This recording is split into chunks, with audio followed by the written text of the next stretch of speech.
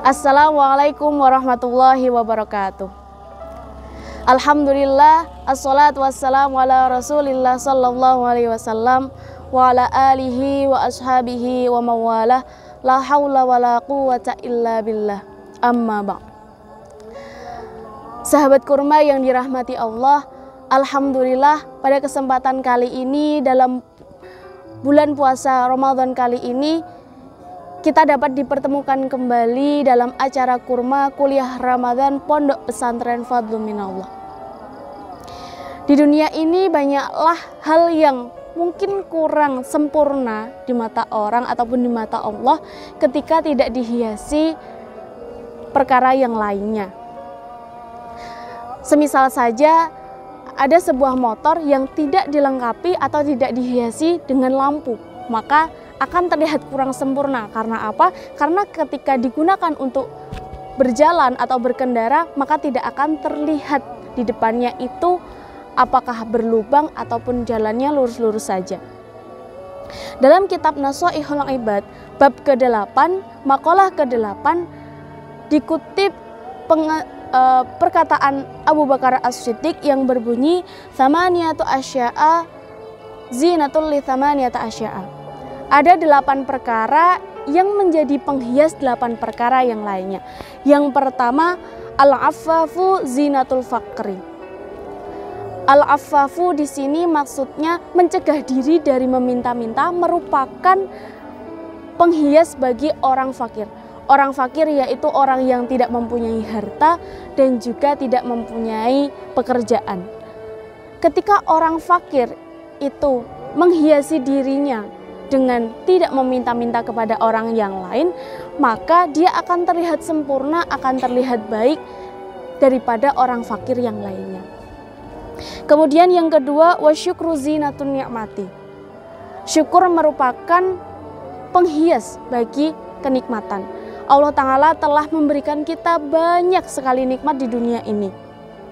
Maka dari itu kita ketika diberi nikmat haruslah bersyukur agar kenikmatan itu terlihat lebih sempurna di mata Allah dengan rasa syukur itu. Kemudian yang ketiga, wassabaru zinatul balai. Ketika kita diberi cobaan, diberi musibah oleh Allah, maka kita harus bersikap sabar. Karena apa? Karena dengan musibah tersebut kita dapat mengambil pelajaran dan hikmah dan akan mengambil hikmah tersebut agar lebih baik untuk kedepannya.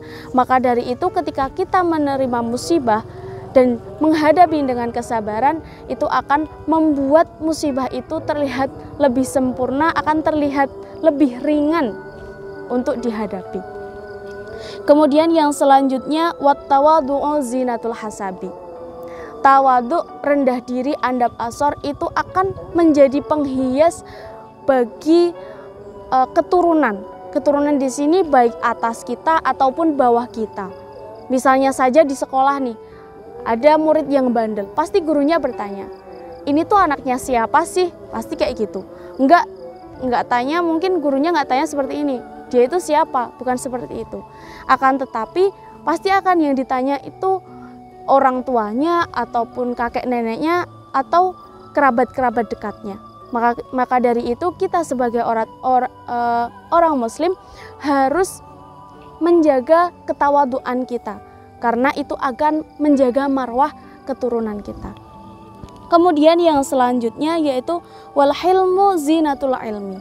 Ketika kita berbuat sopan santun, maka itu akan menjadikan penghias bagi ilmu kita. Karena apa? Ketika kita tidak sopan santun, kita berbuat seenaknya saja, maka kita tidak terlihat seperti orang yang alim. Ilmu kita itu tidak akan dianggap. Kemudian yang selanjutnya watadallulu zinatul muta'allim. Merendahkan diri, menganggap hina diri akan menjadi penghias bagi orang yang sedang mencari ilmu. Kemudian yang selanjutnya watarkul minnati zinatul ihsani. Ketika kita melakukan kebaikan, seharusnya kita tidak mengungkit-ungkit.